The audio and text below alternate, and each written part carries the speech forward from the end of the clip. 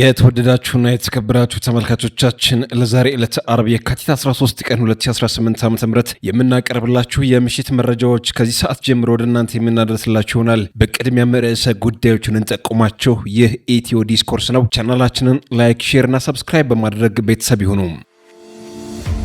ለህወሓት ሚሊዮን ዶላሮችን ሲያግዝ የኖረው ዲያስፖራ ምላሽ አለመስጠቱ ተሰምቷል። በክልሉ የኤርትራ መገበያ ገንዘብ የሆነው ናቅፋ ብርን ተክቶ መገበያ እንዲሆን ከኤርትራ ቴሌን እንደ አማራጭ ጥቅም ላይ እንዲውል መደረጉ መረጃው ደርሶናል። በቀዳሚነት በዝርዝር የምንመለከተው ጉዳያችን ነው። ኤርትራ በማስታወቂያ ሚኒስትሯ በኩል የኢትዮጵያ መንግስት የባህር በር ከመፈለግ መጀመሪያ የሀገር ውስጥ ግጭት እንዲቆም ምክር መለገሷ ተደምጧል። ነገሩ ይህ ቢሆንም የኢትዮጵያም የኤርትራም ጦር ወደ ወሳኝ ቦታዎች መንቀሳቀሳቸው እንድታዳምጡት ከያዝንላችሁ መረጃዎች ውስጥ አካተነዋል። አብራችሁን ቆዩም።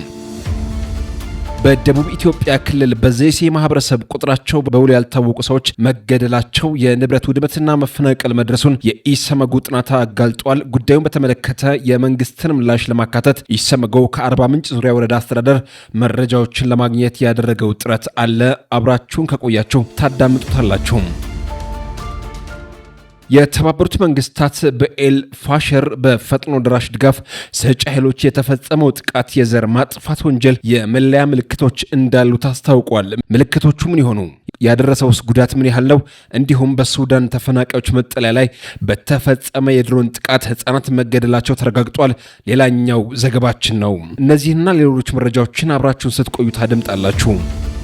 ለህወሓት ሚሊዮን ዶላሮች ሲያግዝ የኖረው ዲያስፖራ ምላሽ አለመስጠቱ ተሰምቷል። የትግራይ ክልል ድጋፍ ወደ ማሰባሰብ ስራ መግባቱ ተነግሯል። እስከዛሬ ለህወሓት ሚሊዮን ዶላሮችን ሲያግዝ የኖረው ዲያስፖራ ምላሽ አለመስጠቱን ተከትሎ ክልሉ ወደ ገቢ ማሰባሰብ መርሃ ግብሩ የገባው ገቢው ለትግራይ አርበኞች ሕክምና፣ ለተፈናቃይ ሰዎች ወደ አገራቸው ለመመለስና የትግራይን መልሶ ለማቋቋም ይውላል ብሎ የኮሚኒኬሽን ጉዳዮች ቢሮ መግለጫ ቢያወጣም ዞሮ ለጦርነት መሆኑ ስለታወቀ ነገሩ በዝምታ እየታየ መሆኑ ተናግረዋል። ለድጋፉም ይፋ የሆኑት አካውንቶች በልዩ ሁኔታ የሚከታተል ከመንግስት የሰው ኃይል መመደቡ ተሰምቷል። ከዚህ ጎን በጎን ድምፀ ወያኔ ቴሌቪዥን ዛሬ ሰራተኞችን በድንገት ሰብስቦ እያንዳንዱ ሰራተኛ ወደ በረሃ ወጥቶ መዋጋት እንዳለበት ስራ አስኪያጁ ጋዜጠኞች ተናግረዋል። ከዚህ በተጨማሪ በትግራይ ክልል የኤርትራ መገበያ ገንዘብ የሆነው ናቅፋ ብርን ተክቶ መገበያ እንዲሆን ከኤርትራ ቴሌን እንደ አማራጭ ጥቅም ላይ እንዲውል ወደ ውጊያ የማይዘምት ኃይል መሬቱን እንደሚቀማ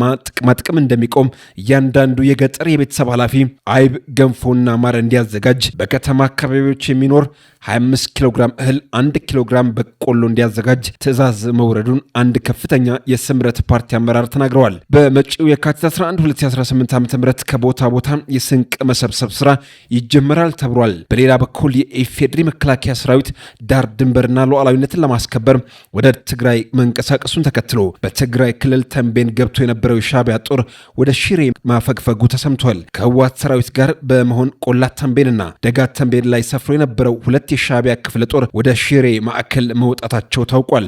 ከቆላ ተንቤን የወጣቸውም አንዷ ክፍለ ጦር እንዳጉባና ወደ ደብረ አባይ መውጫ በጊዜያዊነት የተቀመጠች ሲሆን ከደጋ ተንቤን የወጣችው ሁለተኛው ክፍለ ጦር ደግሞ በደደቢት መስመር ከሽሬ 18 ኪሎ ሜትር ከሳድጋ በላይ መስፈሩን ምንጮች ገልጸዋል።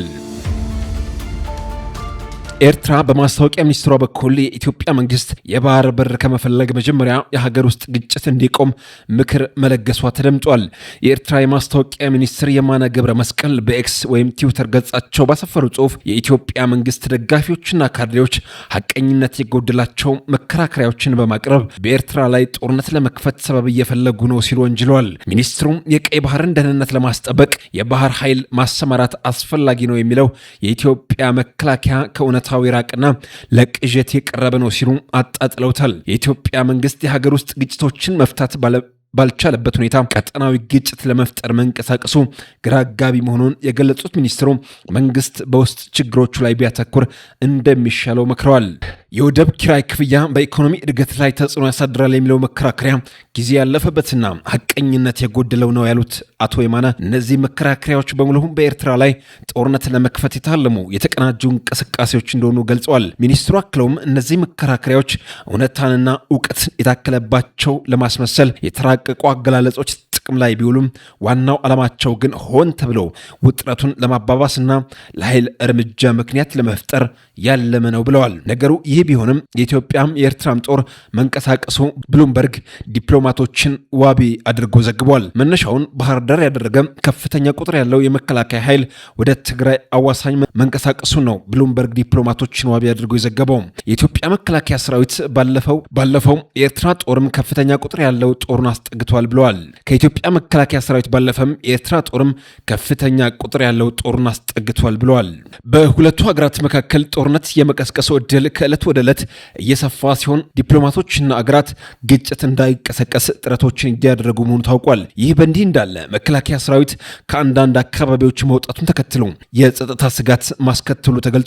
ሰሞኑን የፌዴራል የጸጥታ ኃይሎች ከተለያዩ አካባቢዎች ሙሉ ለሙሉ ወይም በከፊል ኤርትራንና ህወሓትን ለመፋለም መውጣታቸውን ተከትሎ በአካባቢው ነዋሪዎች ዘንድ ከፍተኛ የጸጥታ ስጋት መፈጠሩ ነዋሪዎች ገልጸዋል። በተለያዩ የሀገሪቱ ክፍሎች የሚገኙ ነዋሪዎች የፌዴራል ኃይሎች ከሰፈሩባቸው አካባቢዎች ለቀው መውጣታቸውን ነው ከስፍራው የሚወጡ መረጃዎች የሚጠቁሙት። ይህም የኃይል ስምሪት ለውጡ በትግራይ ክልል እየታየ ካለው ውጥረት ጋር ተያይዞ ወደ ሰሜኑ የሀገሪቱ ክፍል እየተደረገ ያለ ዳግም ስምሪት ሳይሆን አይቀርም ተብሏል። በደቡብ ኢትዮጵያ ክልል ጋርዱላ ዞን ደራሼ ወረዳና በኦሮሚያ ክልል ቄለም ወለጋ ዞን አንፊሌ ወረዳ የሚገኙ ነዋሪዎች የኢትዮጵያ መከላከያ ሰራዊት የተወሰኑ አካባቢዎችን ለቆ መውጣቱን ተከትሎ የጸጥታ ክፍተት መፈጠሩንና ይህም ለግጭት መንስኤ የሆነ መምጣቱን ተናግረዋል።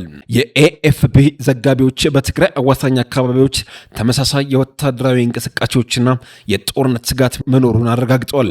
በደራሼ ወረዳ የሚገኙ ነዋሪዎች እንደሚሉት በአካባቢው ሰፍረው የነበሩ የፌዴራል ኃይሎች ከአንድ ሳምንት በፊት አካባቢውን ለቀው መውጣታቸውን ተከትሎ በተቀናቃኝ ቡድኖች መካከል ግጭት ዳግም አገርሽቷል። በደቡብ ኢትዮጵያ ክልል የዘይሴ ማህበረሰብ ልዩ የወረዳነት መዋቅር ጥያቄ ጋር በተያያዘ ለረጅም ጊዜ በማህበረሰቡ ላይ የሞት የአካል ጉዳትና የንብረት ውድመት መድረሱንና አሁንም እየቀጠለ ያለ መሆኑን ኢሰመጎ ለማወቅ ችሏል። ግንቦት 4 ቀን 2017 ዓ.ም እና መስከረም 29 ቀን 2018 ዓ.ም አምስት የኢትዮጵያ ዜጎች ለማህበራዊ ፍትህ ኢዜማ አባላት በደቡብ ኢትዮጵያ ክልል አድማ ብተናና በጋሞ ዞን ፖሊሶች ተይዘው ይህ መግለጫ እስከተዘጋጀበት ጊዜ ድረስ የት እንዳሉ እንደማይታወቅ በዘይሴ ዳንሌ ቀበሌ ልዩ ስሙ ቦዶሎ ተብሎ በሚጠራ አካባቢ በቀን 5 ቀን 2018 ዓ.ም ከምሽቱ 4 ሰዓት በተወሰኑ በአካባቢ በሚኖሩ ሴቶች ላይ ጾታዊ ጥቃት መድረሱንና በ19 2018 ዓ.ም በዘይሴ ልዩ ምርጫ ክልል 4 አርሶ አደሮች በእርሻ ስራ ላይ እንዳሉ በክልሉ አድማ ብተና በጋሞ ዞን ፖሊስ መገደላቸውን ኢሰመጎ ለማወቅ ችያለሁ ብሏል። በተመሳሳይ የአካባቢው ነዋሪዎች ላይ በደረሰው ጥቃት ቁጥራቸው በውሎ ያልታወቁ ሰዎች መገደላቸውን የንብረት ውድመትና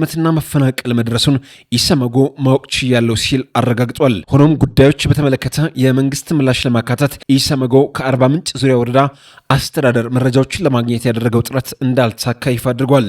በአማራ ክልል በተለያዩ አካባቢዎች በመንግስት የጸጥታ ኃይሎችና በታጣቂ ቡድኖች መካከል በሚደረጉ የተኩስ ልውውጦች በርካታ ዜጎች ላይ የሞትና የአካል ጉዳት መድረሱን ኢሰመጎ ባወጣው ሪፖርት አስታውቋል። በደቡብ ወሎ ዞን ወግዲ ወረዳ ጋሌ በተባለ ቦታ ጥር 26 ቀን 2018 ዓ.ም በመንግስት የጸጥታ ኃይሎችና በታጣቂ ኃይሎች በተነሳ የተኩስ ልውውጥ ከወንዝ ውሃ ቀድታ ስትመለስ በነበረች አንዲት ሴት ላይ በተባራሪ ጥይት በመቁሰሏ ምክንያት በአካባቢው የነበሩ ሰዎች ወደ ጤና ተቋም ለማሳከም እየሄዱ በነበረበት ሰዓት ከመንግስት የጸጥታ አካላት በተተኮሰ ከባድ መሳሪያ እናቶችና ሽማግሌዎችን ጨምሮ ለጊዜው ቁጥራቸው በወሩ ያልታወቁ ንጹሐን መሞታቸውንና የአካል ጉዳት የደረሰ መሆኑን እንዲሁም በሚተኮሱ ከባድ መሳሪያዎች ምክንያት የንብረት ውድመት መድረሱን ኢሰመጎ ከአካባቢው ካሰባሰባቸው መረጃዎች ለማወቅ ችያለሁ ነው ያለው። የህዝባችን ሰላምና ደህንነት ማስጠበቅ የአንድ መንግስት ተቀዳሚ ኃላፊነት መሆኑን ከሰብአዊ መብቶች አንጻር የመንግስት ኃላፊነት ተብለው ከተቀመጡት ሰብአዊ መብቶችን የማክበርና የማስከበር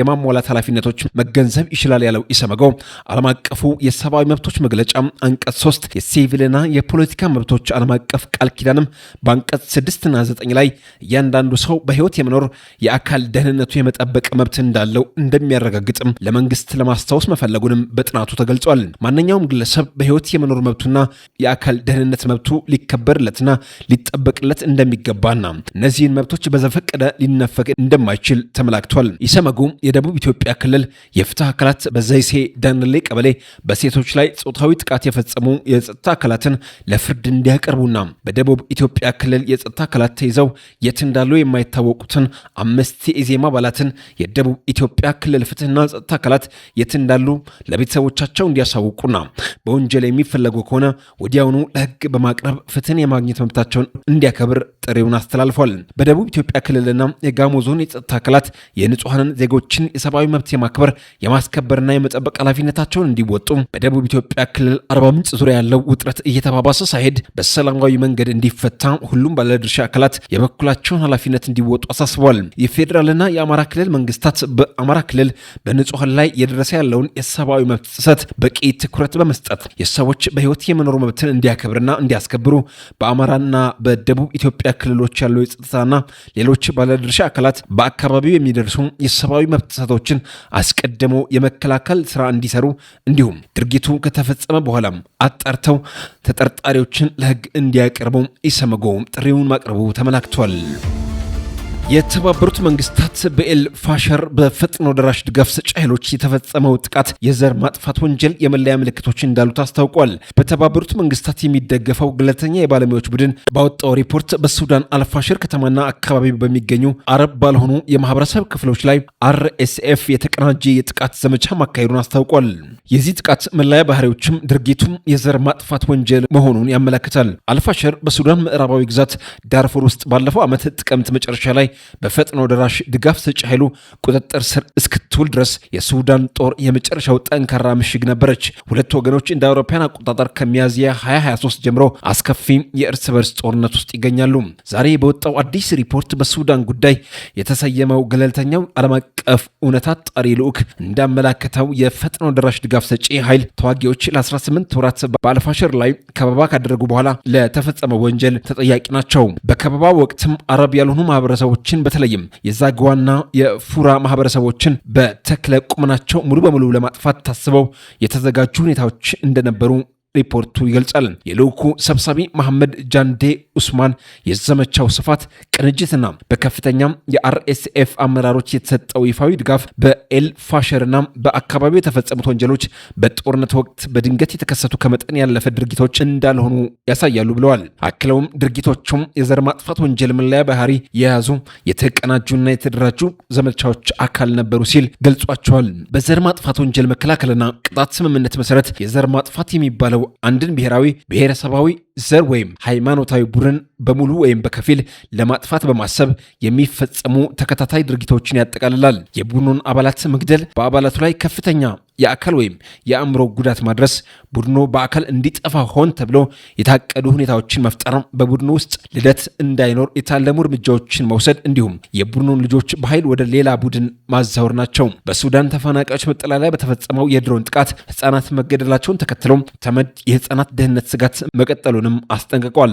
በሱዳን ምዕራብ ኮርዶፋን አልሱኑት በሚገኝ የተፈናቃዮች መጠለያ ጣቢያ ላይ በደረሰ የድሮን ጥቃት ቢያንስ 15 ህጻናት መገደላቸውን ተከትሎ በሀገሪቱ የሚገኙ ህጻናት ለከፋ አደጋ መገለጣቸውን የተባበሩት መንግስታት ድርጅት አስጠንቅቋል። ድርጅቱ በሱዳን የቀጠለውን ግጭት ቁጥጥር ያልተደረገበት መሆኑን በመጥቀስ በትጥቅ ትግሉ ሳቢያ በህጻናት ላይ የሚደርሰው ስጋት አሁንም በከፍተኛ ደረጃ እንደቀጠለ መሆኑን ገልጿል።